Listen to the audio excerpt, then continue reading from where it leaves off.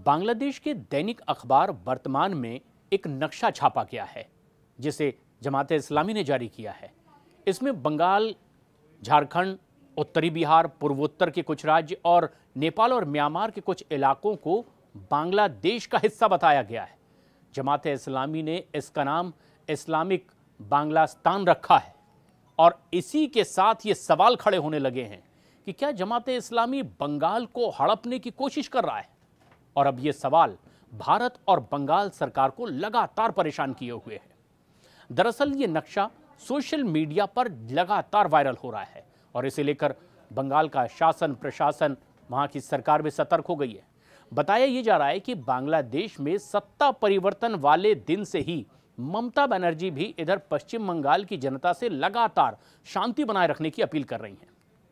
अब इस बीच सवाल यह उठता है कि जमात इस्लामी आखिर है क्या, जिसकी ओर से इस तरह का नक्शा प्रचारित कर दिया गया, जो बांग्लादेश में शेख हसीना की कुर्सी जाने के बाद एक बार फिर से चर्चा में है। दरअसल जमात इस्लामी कट्टरवादी संगठन है जो कि अफगानिस्तान में तालिबान की तर्ज पर इस्लामी शरिया गणराज्य स्थापित करना चाहता है। हालांकि जमात इस्लामी अपने काम को एक राजनीतिक पार्टी बताता है और पूर्व पीएम खालिदा जिया के समर्थक पार्टियों में से वो एक पार्टी भी बांग्लादेश में है। जमात इस्लामी की स्थापना दरअसल 1941 में ब्रिटिश शासन के तहत अविभाजित भारत में ही हुई थी।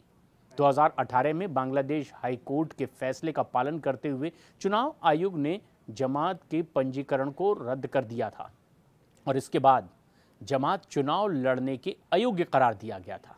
हालांकि जमात इस्लामी के उपाध्यक्ष अमीर सैयद अब्दुल्ला मोहम्मद ताहिर ने नए नक्शे और इस्लामिक बांग्लास्तान को लेकर के लग रहे आरोपों को सिरे से खारिज कर दिया है। ताहिर का कहना है कि हम बांग्लादेश की मौजूदा सीमा से पूरी तरह से संतुष्ट हैं और अखंड बांग्लादेश का विवादित नाम जो कि वायरल किया जा रहा है वो जमात को बदनाम करने के लिए किया जा रहा है। ताहिर ने एक इंटरव्यू में बताया कि जमात इस्लामी ने कभी भी किसी भी मंदिर या हिंदुओं पर हमला नहीं किया है। बांग्लादेश के किसी भी हिंदू नेताओं से आप पूछ लीजिए कि क्या ऐसा किया गया। आवामी लीग और दूसरे संगठन ऐसा करते ज़रूर रहे हैं, लेकिन जमात का नाम इसमें बदनाम किया जा रहा है। ये दावा जमात के नेता की ओर से है। इसके साथ ही साथ मोहम्मद ताहिर ने शेख हसीना पर बयान देते हुए कहा कि वो भारत में रहें, उसमें हमें कोई दिक्कत नहीं, लेकिन भारत में रहकर अगर शेख हसीना बांग्लादेश की सरकार के खिलाफ काम करेंगी तो फिर ये ठीक नहीं है। ताहिर का ये बयान ऐसे वक्त में आया है जब बांग्लादेश में हिंदुओं के घरों मंदिरों पर ज़बरदस्त हमले किए जा रहे हैं, उन्हें तोड़ा जा रहा है, हिंदुओं के साथ लूटपाट की जा रही है और मीडिया रिपोर्ट्स में ये बताया भी जा चुका है कि सत्ता परिवर्तन के बाद से एक हफ्ते में अल्पसंख्यकों पर 200 से ज़्यादा हमले हुए हैं, जिनमें करीब 100 हिंदुओं की मौत भी हो चुकी है।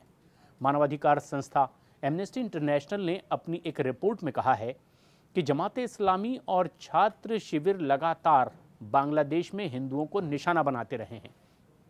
बांग्लादेश में काम कर रहे गैर सरकारी संगठनों का आकलन भी यही है कि साल 2013 से 2022 तक बांग्लादेश में हिंदुओं पर करीब 3600 से ज़्यादा हमले हुए हैं और इसमें जमात इस्लामी का कई घटनाओं में बखूबी रोल भी रहा है, भले ही नेता उनके बयान देते समय इस तरह के आरोपों से इनकार करते हों।